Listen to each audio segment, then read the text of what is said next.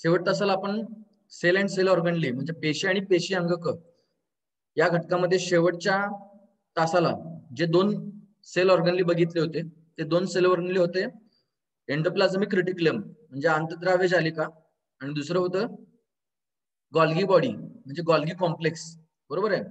म्हणजे सुरुवातीला endoplasmic reticulum ज्याला पॅकिंग अँड फॉरवर्डिंग डिपार्टमेंट असं म्हणतात, बरोबर आहे. त्यानंतर आपण गॉल्गी बॉडीज बघितले होते, त्याचं स्ट्रक्चर आणि त्याचं फंक्शन बघितलं होतं. आता त्यानंतर पुढचं जे काय सेल ऑर्गनली आहे तो सेल ऑर्गनली आपण बघूया.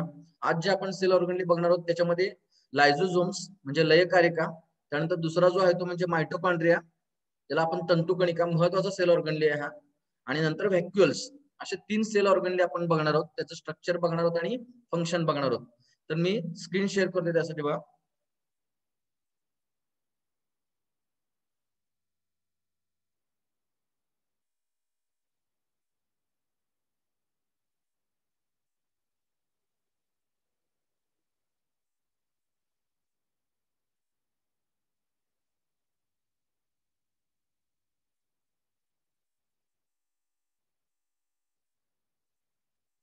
सगळ्यांना स्क्रीन दिसते? ऐश्वर्या स्क्रीन दिसते का? हा ठीक आहे. हो सर. तर जसं मी सांगितलं की आज आपण जे सेल ऑर्गनली बघणार आहोत त्यामध्ये सगळ्यात सुरुवातीला आहे लायझोझोम्स, त्यानंतर मायटोकॉन्ड्रिया बघणार आहोत आणि व्हॅक्युअल्स बघणार आहे. तर सुरुवातीला आपण लायझोझोम्स बघूया. लायझोझोम्स म्हणजे लयकारिका, त्यांना काय म्हणतात मराठीमध्ये लयकारिका म्हणतात. म्हणजे सेल मधला सगळ्यात महत्वाचा एक सेल ऑर्गनली आहे हा सुद्धा, की जो प्लांट सेलमध्ये आणि अॅनिमल सेलमध्ये त्याचा आकार आपण बघितला होता सुरुवातीलाच लहान मोठा असतो. म्हणजे लायझोझोमचे आपण स्ट्रक्चर ह्याच्या अगोदर सुद्धा तुम्हाला ही ह्या सेल ऑर्गनची माहिती म्हणजे नाव आपल्याला माहित आहे लायझोझोम लयकारिका, ठीक आहे. आता यामध्ये सुरुवातीला तुम्हाला प्रश्न आहे बघा, what happens to the agricultural waste after a few days when it is dumped in a compost पीट.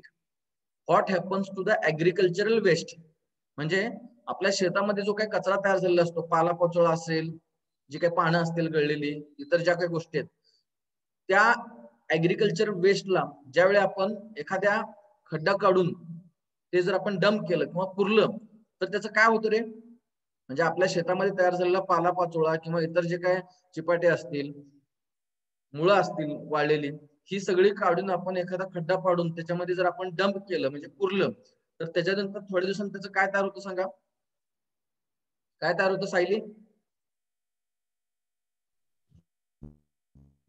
खत. बरोबर आहे. म्हणजे त्याच्यानंतर त्याचं खत तयार होतं, ठीक आहे. इथं का तुम्हाला प्रश्न विचारलाय असं, कारण आपल्या सेलमध्ये सुद्धा लायझोझोम जो आहे तो लायझोझोम याच प्रकारचं कार्य करतो किंवा फंक्शन करतो. म्हणून काय आहे त्याचं स्ट्रक्चर आणि फंक्शन आपण बघूया. तर लायझोझोम म्हणजे तुम्हाला असं एक नुसतं फुग्यासारखं स्ट्रक्चर दिसेल, एक पिशवी आहे तुम्हाला दिसते, एक पिशवी सारखी रचना दिसते, त्याच्या भोवती एक आवरण असतं, सिंगल मेम्ब्रेन म्हणलेलं आहे. म्हणजे आपण ह्याच्या अगोदर सुद्धा काही सेल ऑर्गन बघितले, अगदी न्यूक्लियस बघितले, तर न्यूक्लियसच्या भोवती डबल मेम्ब्रेन होतं, डबल मेम्ब्रेन. आता ह्याच्या भोवती काय फक्त एक सिंगल मेम्ब्रेन आहे. सिंगल मेम्ब्रेन म्हणजे फक्त एकच आवरण आहे त्याच्यावरती, हे तुम्हाला दिसते, एक सिंगल मेम्ब्रेन म्हणजे एक आवरण दिसतंय त्याच्या भोवती, आवरण आहे.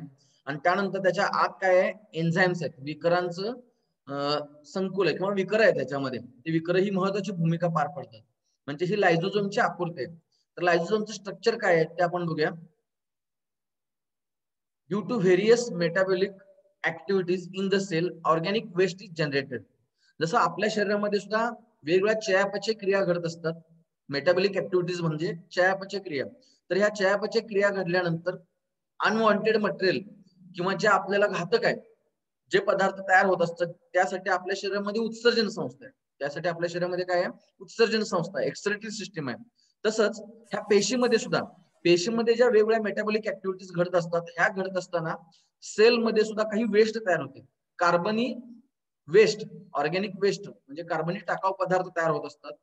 लायझोझोम्स डायजेस्ट द वेस्ट, म्हणजे लायझोझोमचं काय काम काय बघा, अशी जी काही वेस्ट तयार झालेली ते पचवतं, ते त्याला संपवायचं काम करतं किंवा डायजेस्ट करण्याचं काम करतं.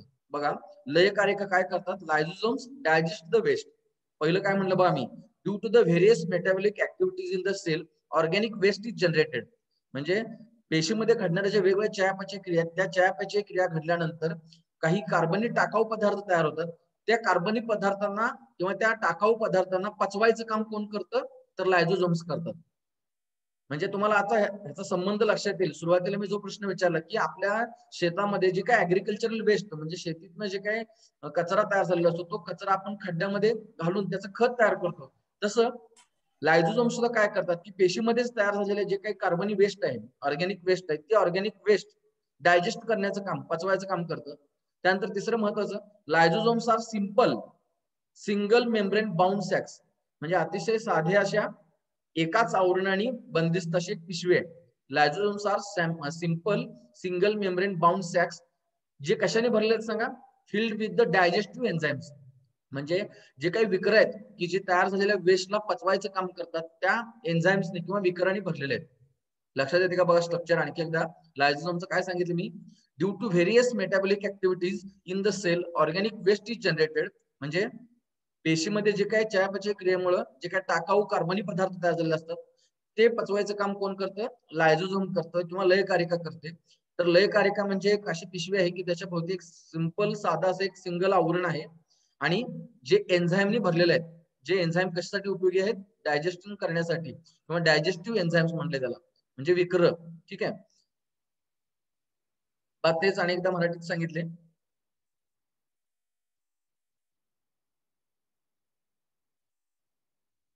पेशीत घडणाऱ्या चयापचय क्रियामध्ये जे टाकाऊ पदार्थ तयार होतात, पेशीत घडणाऱ्या चयापचय क्रियेमध्ये जे टाकाऊ पदार्थ तयार सर पान होतात. नंबर एक सेकंद.